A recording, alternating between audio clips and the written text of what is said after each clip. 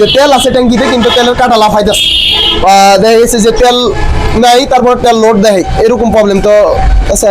দেখাই এই যে এই কাটাটা, এই তেলের যে সেন্সরের কাটা দেখেন লাফাইতেছে।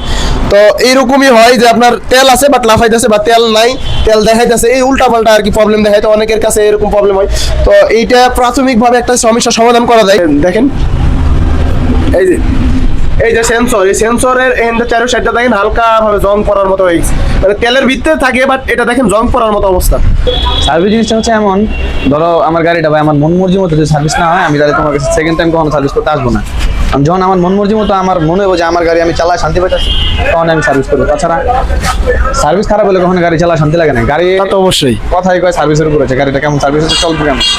Change, boost, chain set, drum rubber, then ball racer change করবো না, বল রেসার ওনার ভালো আছে, বল রেসারটা খুলে আমরা গিরিজ করবো। মানে আমাদের এখানে হয় কি, মাস্টার সার্ভিসে যে কাজটা থাকে সম্পূর্ণ কাজ করা হয়,